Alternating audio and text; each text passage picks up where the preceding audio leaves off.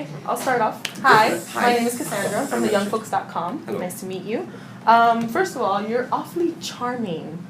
Am I? Yes. Oh. I wanted to know if that's something that comes naturally to you, or do you have to try? It's all a big too act. hard? It's all a big act. So, is there something that you did in particular to prepare for your role? Well, I mean, physical things. I had to learn to dance, which I'm terrible at, so that was a lot of training, and horse riding and sword fighting. But I just really focused on trying to build a character that was a real young man, and there's no one better to guide you through that than Kenneth Branagh. He is, the ultimate gentleman. Great. Hi, I'm Marissa Steinberg.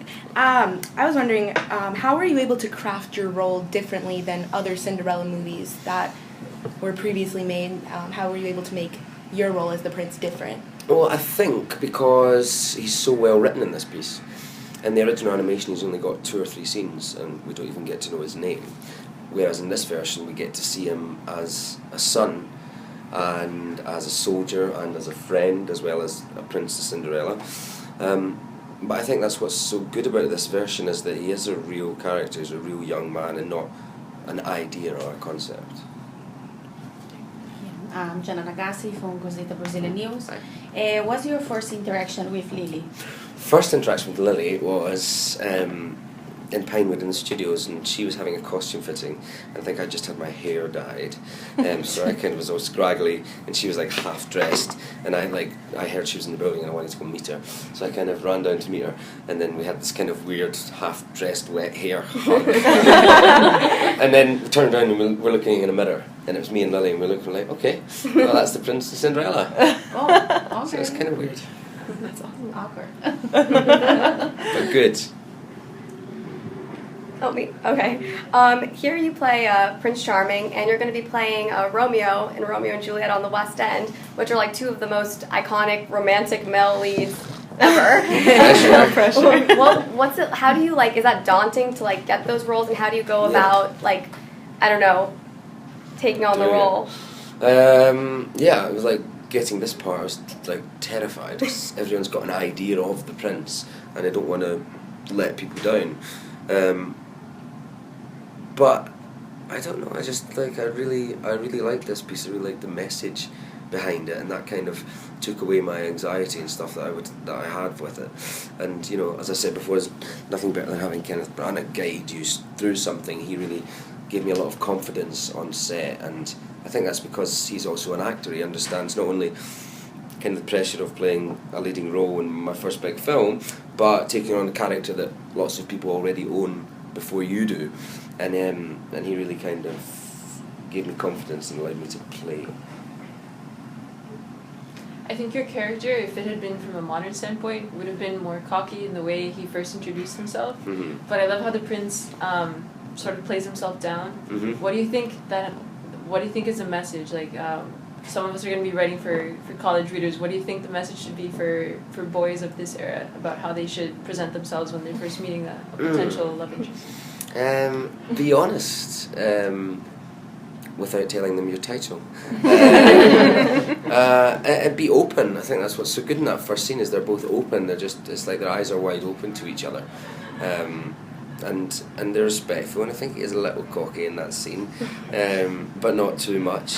And I think just have a bit of a sense of humour. You've mentioned Kenneth Branagh twice now, so I'm assuming you like him. How was it working with him after him being a director? Brilliant. I mean, every day was great. It's like a masterclass in acting, just being around him, not only how he directs, but how he conducts himself on the set, and that's very similar to Kate Blanchett. Is I learned a lot from just being around them and how they behave, and they have such an awareness of everyone around them and such a respect for people.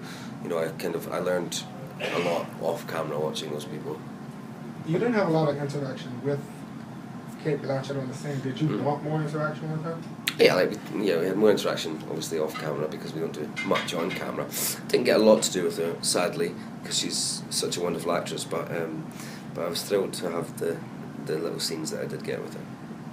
I'm one of the biggest Game of Thrones fans ever, and Robb Stark fans, and you were in one of the most infamous death scenes, I think, in TV history at this point. I think Hope that's so. like safe to say.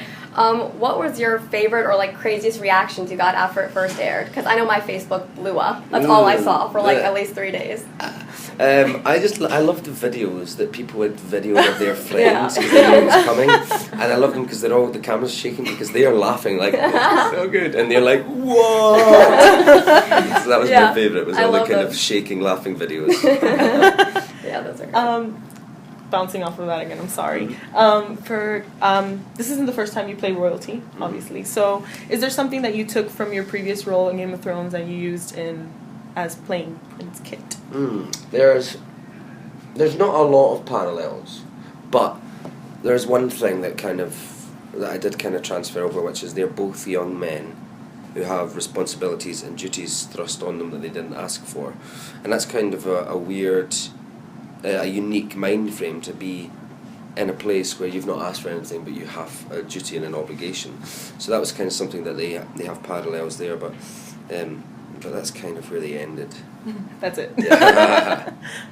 How was it creating a Disney film? Was there anything different about being in movies or TV shows that weren't Disney affiliated?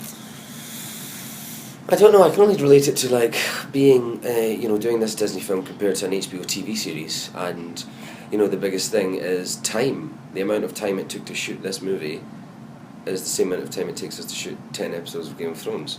So, that's literally 5 times more in terms of screen time of what we have to play around with on set.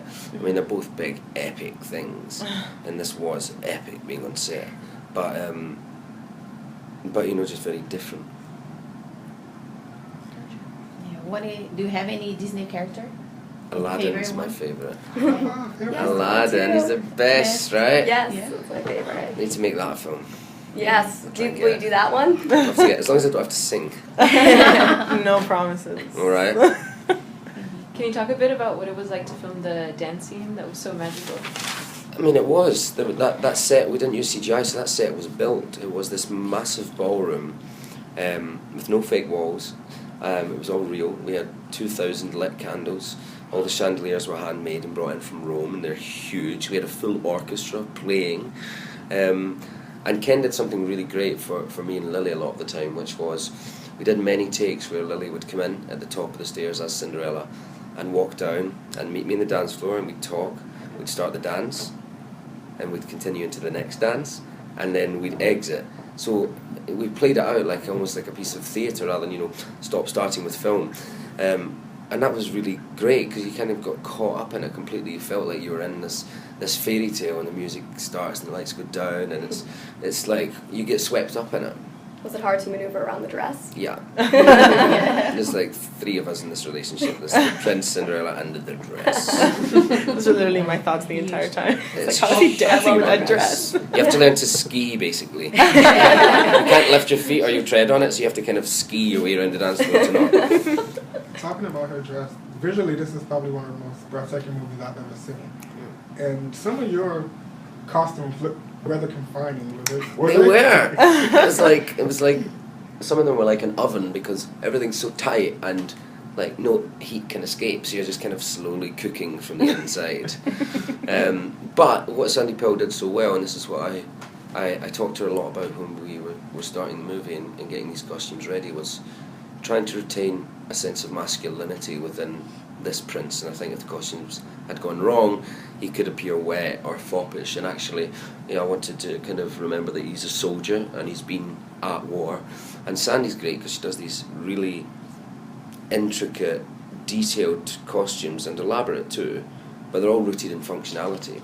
That green jacket I wear at the start of the film is perfect for riding. It helps with your posture, the neck of being able to turn, and how the tail's the length of it, how it cuts so it doesn't bulk up. And that's what's so smart, is she kind of disguises real functionality in absolutely beautiful costumes. Why do you think it was important for the audience to see a little bit more of the prince's side and his point of view of the story? Because I think there was a slightly old-fashioned message that doesn't apply anymore, and probably isn't the best message to be telling young girls, of damsel in distress needs a man to save her from her life, and it kind of doesn't matter who he is, he's a prince and that's fine. In this version they're both equals. I think Cinderella would be fine without the prince. actually she rescues him as much as he rescues her. They bring out the best in each other, and that's what's kind of powerful about this, and I think that's why we needed to see the prince and see him with his father. I think we needed to see those two things. And also, I mean, I like it because like Cinderella's such a great role model, I think, and for me I wanted to also make a prince that was going to be a good role model for young men. And I think it's important to see that what kind of man he has to be in order to earn the affections of Cinderella, rather than just getting them because he's a prince. I think it's a much more modern and much more important message to be shared. When you found out that you were first going to play the role of the prince, what was the first thing you thought, or what were you most concerned about? I was like, yes, and then I was like, oh God, everyone's going to say I'm wrongly cast, I'm a prince, he's not my prince, and so I was kind of terrified of that. And then I just tried to push that away and looked at the script and just thought, right, and focused on him being a son. I think that's the interesting thing about this film. Primarily, Cinderella's a daughter and the prince is a son, and that's, you know, so much of the film revolves around that parent-son, parent-daughter relationship, and that's what I focused on to kind of take my anxiety away of playing a character that lots of people know and have an idea of who he is.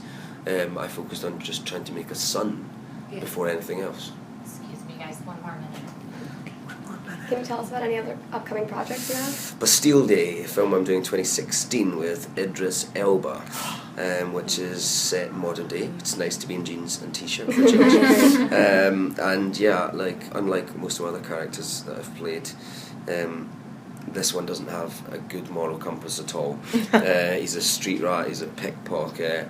Yeah, he's not the best of people at heart. So that was exciting. Aside from the dance lessons, what else did you learn in this movie? What else did I learn in this movie? Mostly the message of the film is have courage and be kind, which I think is a great message. If we were all a little braver and all a little kinder, we'd all be a little happier. But for me, it was a perception thing is what I learned from this. You know, the stepmother's got a roof over her head and two happy, healthy daughters and a bit of money, yet it's not enough for her. She views life negatively and is thus unhappy. Whereas Cinderella's life couldn't actually be any worse, and she finds the best in every moment, you know, even with the animals, and she finds the best in things. She views things positively and thus is happier. And that's the kind of the big message that I kind of took away from this film, and hope other people will, that it's not about what you have or don't have, it's about your perception of what your life is. I think it's a perception thing. All right, thank you guys. Thank you Thanks, so guys. much.